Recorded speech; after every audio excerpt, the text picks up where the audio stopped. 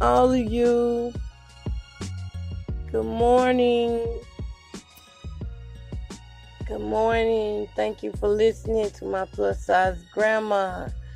Welcome aboard. Welcome aboard. Welcome, welcome, welcome. I'm going to share this broadcast out. If y'all don't mind, give me just a second while I share it out so that others may be able to hear. I know it's almost 3 o'clock in the morning, so it's probably nobody really up, though. To be honest. Okay, y'all, so, let me see. Okay, got it. Alright, so I gotta share it out. Y'all, I am up, and I can't remember the last time I went to sleep early except for before the fire. Before the fire, I was resting pretty good, and now it's like I'll be tired, but my anxiety is so up from it that I, sometimes stare out the window to see if I can see, fire or whatever. And it takes a little bit of time to get over going through stuff like that. I could have lost my life. I mean, laying up here in this bed, sleep, and I just wake up and happen to hear a boom. So, quite naturally, it's going to be some anxieties there. And I just pray that the Lord lifts my anxieties tonight, that I may rest well in Him. And that He may wrap me with His loving arms. Because it's not easy as people think. I think people are so... I know I'm yawning, but I think people are so desensitized these days that they think that things can happen to you and then be like, get up and go. Nah, it might work like that for them, but it doesn't work like that for everybody. For people like me, it's a process.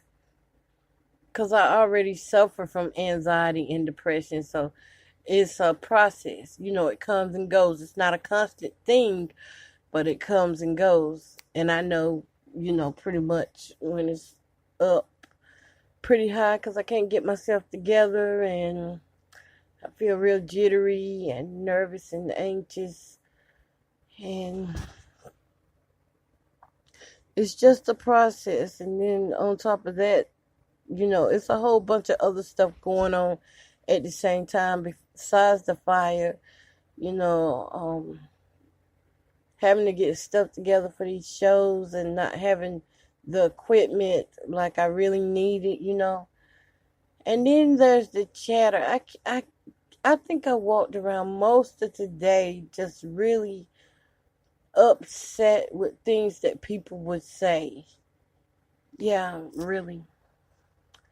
I mean, sometimes people just don't think. They speak and don't realize that people are grieving, people are hurting. People go through things that they don't never even share with people. A lot of stuff, people think they know me, but they don't know me. They don't know me like that because I really, listen, I share a lot of what I want people to know.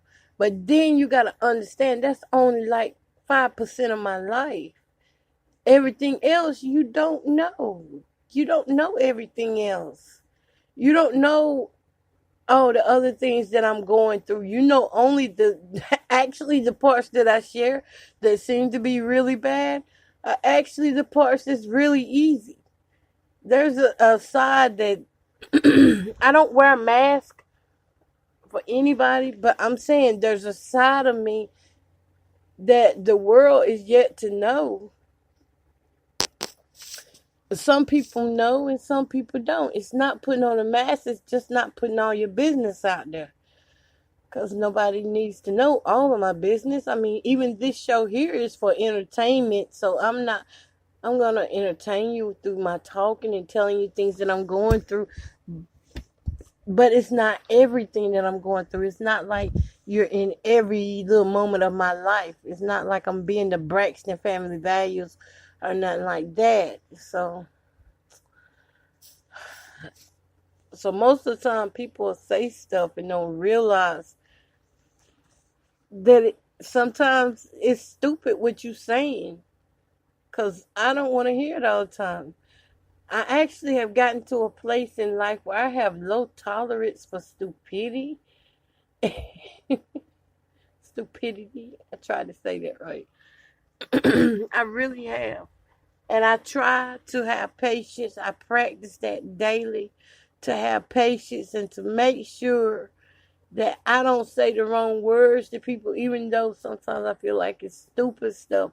But I still don't want to speak the wrong words over somebody's life and then, they get worse or something. For every situation in this world, it's a process. Y'all hear my fan? That was a process. I had to turn that fan on because I got hot, then I got cold. I'm going to tell you how that happened too in a minute. But for everything that's going on in your life, it's a process to get over it. Even if it's a small process, it's still, you got to go through something to get through. You got to go through something in order to solve it or, get a resolution. And for me, some of these things in my life is taking a little longer than I thought it would be. And y'all got to excuse my throat for the night because I have been crying like crazy since about 8 o'clock this evening. Well, 8 o'clock last night, I've been crying because one of my good friends passed, and that hurt. That hurt a lot. And some of the words that you hear people say, like, get over it, they just don't know. They just don't know. And evidently, they never loved before, because when I love people, I do not play with love. Love is something that I would never play with, whether it's love for a friendship, love for a child, love for somebody sick, love for somebody well. That's something I would not play with because it hurts so bad. It hurts so bad that I do not play with that at all. I don't throw that word around just to be throwing it around. I actually love. When I say I love, I love. And so it takes a process to get through some of these things that I'm going through. And I know with the help of the Lord, I know I'm on the right track. Glory to God. I know I'm on the right track because my daughter, she brought me my Mother's Day gift today. It's not late to me. It's on time, It's Monday, but it's on time. It was a picture frame. Big one, too. Says family forever and always. And I'm not going to put pictures in it. Well, I may put some pictures in it. Well, she gave me a great idea for it to be a vision board. So I think I like the vision board better. And I just want to stack pictures around it, pin pictures around it. So it looks like a big old collage thing. It's going to be very beautiful. And she brought me my very own diary.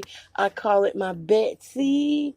That's what I call my diary. My Betsy is so pretty, and oh my God, those pens. She brought me some big pens, all kind of colors. I'm telling you, I'm going to use all those colors. All those colors to bring things to life.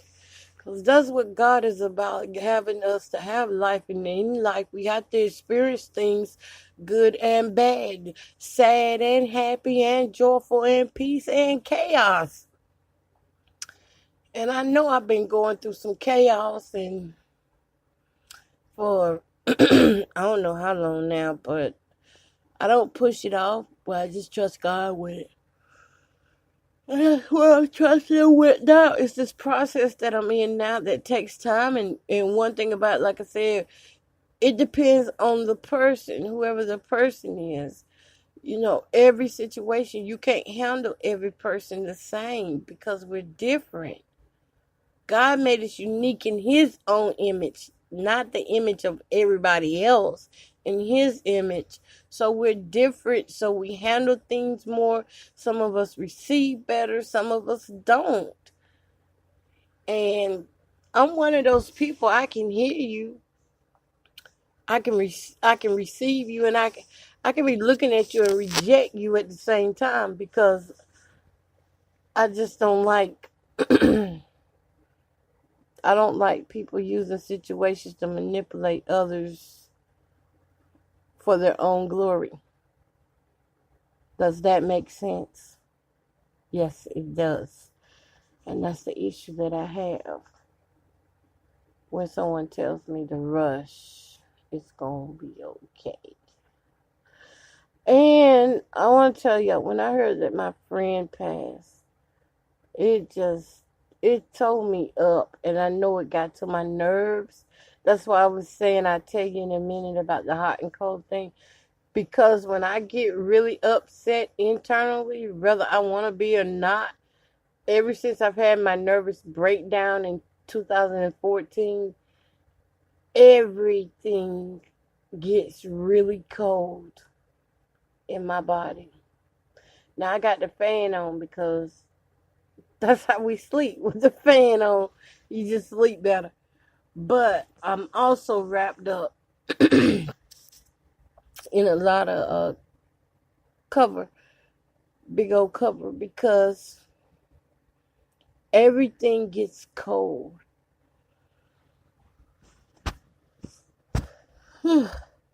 That's one of the symptoms I had when my anxiety and my nerves get to really working.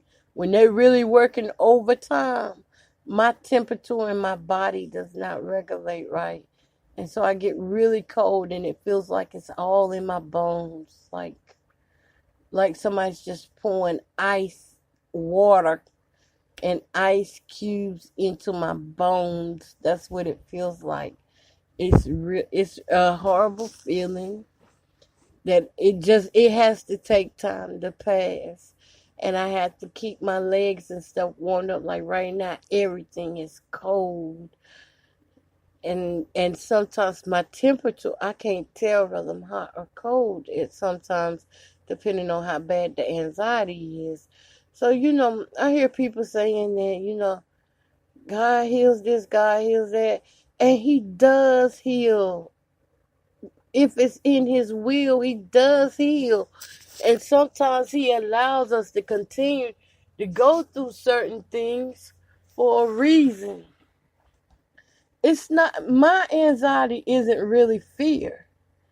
My anxiety isn't fear. It's just because now I can deal with what's going on. I understand clearly what's going on. But my body is responding differently from the way my mind knows. My mind is saying one thing, that all is well, but my body is in its own realm. You know what I'm saying? My body has processed, well, how can I say? My brain has processed that information to, my brain has processed that information as bad news.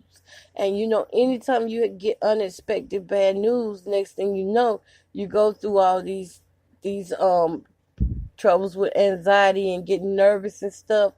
A little bit of nervousness is good for you, but too much of it isn't. So I think my body is handling it as well as it can right now.